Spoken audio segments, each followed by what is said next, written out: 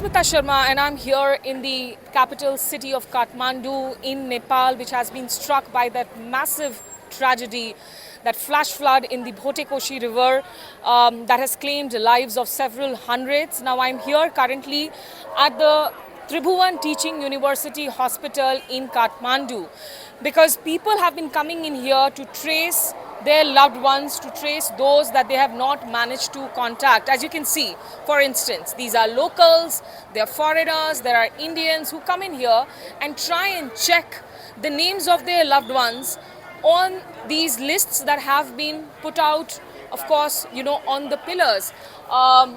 It says the Nepal Prahari Nagrik Sahayata Kaksh Help Desk. दाई आप कहाँ से आए हैं? हाँ कहाँ से आए हैं आप? हाँ मैं चाइना से आया। चाइना से आए हैं आप? हाँ। किसको ढूंढ रहे हैं आप? हाँ ये इसका हमका बेटा का ढूंढा है वो टिम्बुरी से। क्या नाम है उसका? इसका रमेश घाले। घाले नुआकोट। नुआकोट रमेश घले। हाँ, रमेश क्या घले। कर रहा था? कहाँ से गायब वो हुआ? टिम्बुरी से गायब होगा। टिमुरे से। हाँ टिम्बुरी से गायब हो गया। वहाँ क्या कर रहा था वो? और उसका कुल्ली काम कर रहा है। कूली का काम कर रहा है। और क्या उम्र है उसकी? 32 वर्ष। 32। लास्ट कब बात हुई थी आपकी उससे? हैं? लास्ट कब बात हुई थी आपकी? हाँ लास्ट का वो दिन में 8:30 बजे तक बात किया। सुबह 8:30 बजे। 8 बजे तक बात किया। उसके बाद से बात वो नहीं उससे हुई बात है? किया नहीं। आपके और बच्चे हैं? और बच्चा है, एक बेटा है। एक बेटा है, हाँ। वो सेफ है। हाँ तो यहाँ आपको अभी तक कोई नाम नहीं मिला है? नहीं मिला। So as you can see, this is Saroj here. He's trying to look for his 32-year-old son Ramesh Ghale, who was working as a coolie in Timure, which is actually the border checkpoint near Tibet, the Nepal-China border.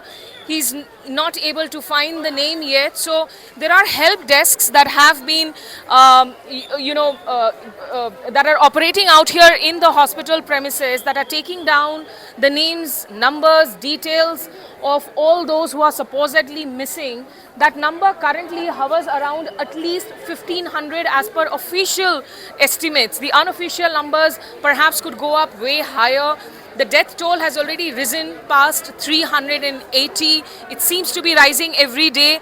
Yesterday, we went to the Nuwakot region in northern Nepal. In fact, that is a report that the viewers can also read in Deccan Herald, where we saw Trishuli Bazaar, which used to be once a thriving marketplace. That's completely devastated, destroyed. Whatever came in the way of River Bhotekoshi, which changes names, by the way. It's Lende River in China. Downstream, then it also becomes Narayani, and ultimately it becomes the Gandak River in Bihar. It swept away everything that came in its way, whether it's an agriculture bank, whether there were tractors, trucks, lodges, restaurants, hotels. The entire area is essentially now mud, slush, and it's almost a ghost town except for the workers who are trying to retrieve whatever they can from the debris, helping out locals to get some of their stuff from their destroyed homes. The process essentially is that people who are being rescued through helicopters in northern Nepal, they are being treated for light injuries at the army camp in Nuwakot. For the ones with grave injuries or ones who have been rescued, for instance, from Ruasa, which is closer to the Chinese border, they are being flown in through air ambulances, through helicopters into this hospital where they are being treated. Now, if they are treated, if they are found, they are identified, their names are being displayed, because many may be under trauma, they may not be able to remember the names of their families, contact them, they may not have a phone, they may not have a SIM card. So these numbers are being displayed, people are running pillar to post. There's a mortuary also out here where the bodies of the deceased are being shifted.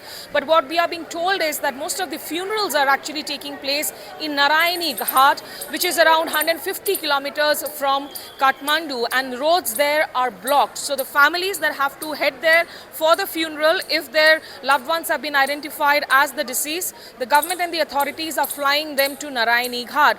So this remains a complex process, but for the Prime Minister Balen Shah, who was elected with a majority just a couple of months back, remember there was an entire youth protest that happened last September in Nepal that overthrew the then government of KP Sharma Oli.